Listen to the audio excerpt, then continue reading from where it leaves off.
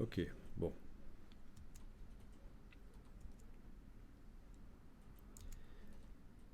Tiens, tiens, une image qui vient avec un repère. Affichage. Afficher repère. Donc c'est pas moi qui l'ai créé ce repère, c'est une image que j'ai été chercher sur le web, mais elle est passée par Photoshop visiblement. Il y avait un repère qui traînait. Alors, concernant la définition et la résolution, bon, ben voyons ça. Euh,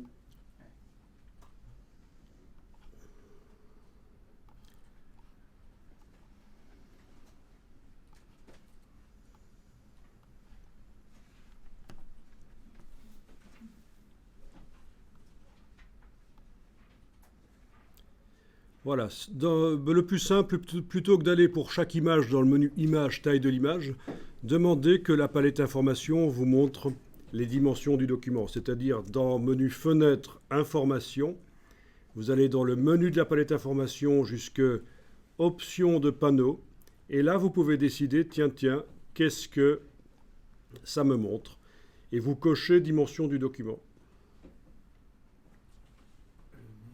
Donc ça va vous indiquer la ligne ici qui concerne la dimension des documents.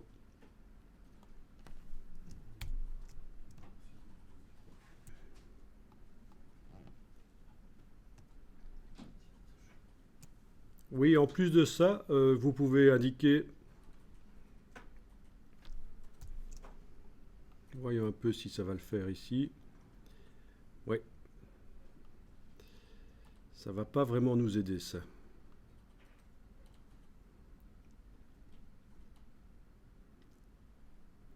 Bon, ben déjà, c'est une première chose. Hein. Dimension du document, ça vous met la dimension en centimètres et la résolution. Pixels par pouce.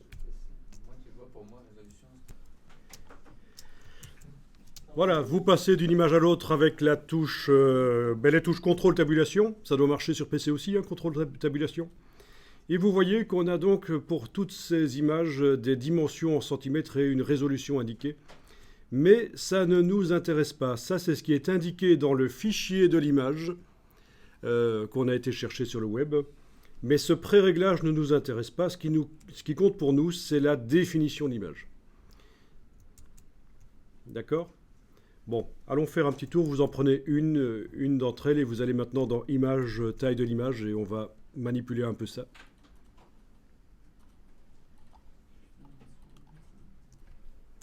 Donc dans le menu Image, taille de l'image, vous pouvez choisir les dimensions en centimètres. Vous retrouvez exactement ce qu'on avait dans la palette information.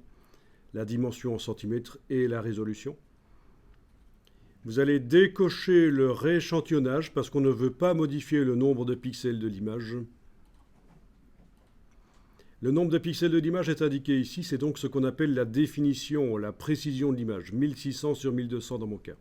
Ça, c'est la définition. Voilà. Et alors, si vous imprimez en mettant beaucoup de pixels par pouce sur le papier, vous allez forcément avoir une image plus petite. C'est ça le principe. Vous avez décoché rééchantillonnage, vous pouvez tester. 300 pixels par pouce au lieu de 72. Je passe à une image de 13 cm sur 10 au lieu de 53 sur... Voilà. Ça, c'est pour l'imprimeur, en général. C'est ce qu'il faut pour avoir des images nettes dans les magazines sur l'impression. Pour une impression jet d'encre, 150 pixels par pouce est suffisant. Imprimeur d'office 300 ? Imprimeur, c'est en général 300, mais c'est l'imprimeur qui va vous dire ce qu'il faut comme résolution pour les images. Donc ça veut dire que sur une jet d'encre, l'image va s'imprimer 2 fois plus grande en centimètres, puisque la densité des pixels est moins grande. Logique, hein ? 300 chez l'imprimeur, ça fait 13 cm sur 10. 150 en jet d'encre, ça fait 27 sur 20. Ça va, c'est... Si on met 300 et qu'on met 3200 par 2400. Alors, ça c'est la suite. Je mets 300, j'ai une image de 13 sur 10. Ok, sauf que je voulais qu'elle s'imprime plus grande. Je vais à ce moment-là tricher et multiplier les pixels. Après avoir validé le 300 pixels par pouce, je retourne dans taille de l'image. J'enclenche le rééchantillonnage et peut-être même la nouvelle fonction d'agrandissement intelligent. Et j'indique que je veux, par exemple, qu'elle s'imprime à 20 cm sur 15. Et là, le nombre de pixels augmente. Ou diminue d'ailleurs. Si je dis non, finalement, 5 cm sur 3.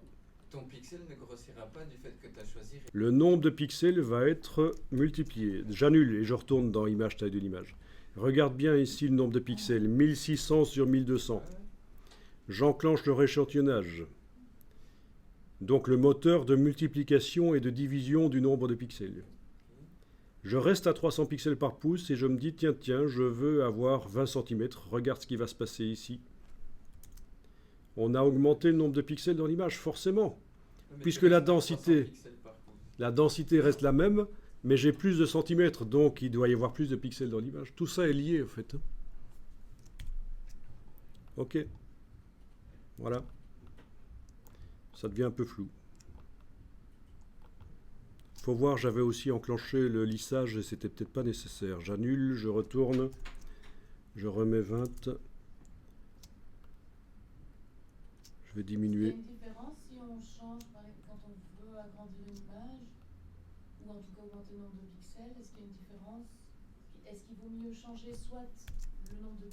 Quand on multiplie les pixels, en effet, l'image est retravaillée et on a des espèces d'auréoles autour des objets. Ça peut arriver. Hein. Qu'est-ce qu'il vaut mieux faire alors? Bon, alors j'enregistre le fichier enregistré. Je le ferme, je ferme les autres aussi. Vous avez vu elles ont toutes des dimensions pré-réglées en centimètres et en résolution, mais on ne s'en occupe pas. Ce qui nous intéresse, c'est la définition. Et on va maintenant aller dans InDesign, faire une petite mise en page. C'est intéressant si vous voulez imprimer différentes images côte à côte, passer par un logiciel de mise en page, puisqu'il est dans la Creative Cloud. Vous allez forcément la voir, donc autant voir un tout petit peu comment il fonctionne.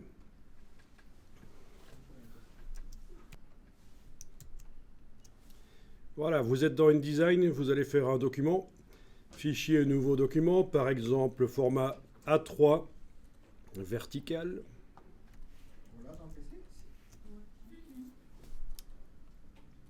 Fichier nouveau document, oui, j'avais demandé que vous l'ayez, ça c'est sûr. A3 vertical, donc c'est dans nouveau document A3 vertical.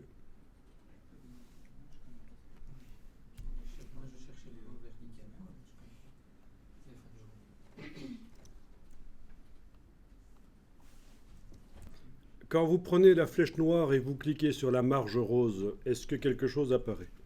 Donc avec l'outil flèche noire, quand vous cliquez sur la marge rose ici, vous voyez quelque chose qui apparaît? C'est parfait. Si vous voyez quelque chose, vous enfoncez la touche suppression pour le supprimer. C'est un bloc texte qui s'est mis sur les marges. Parce que parfois, quand on fait un nouveau document... Ah oui, j'ai mis InDesign en anglais ici. Bon.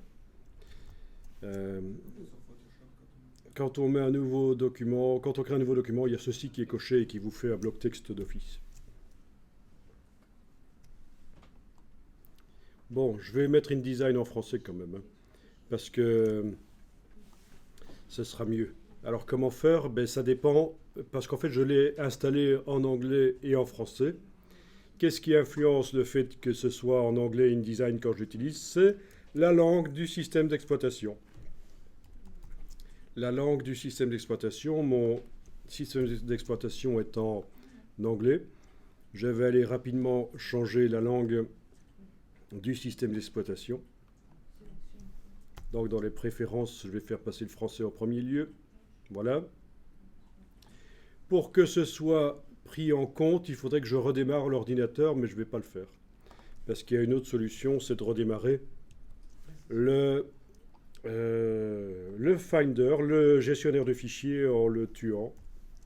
Donc, par le gestionnaire d'application.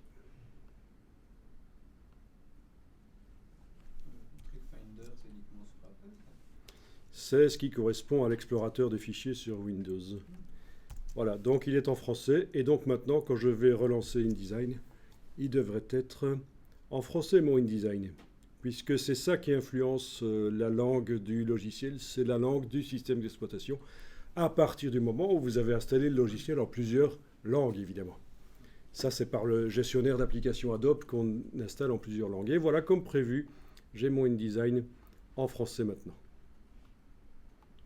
Donc ce sera plus sympa pour vous. Donc format A3 vertical.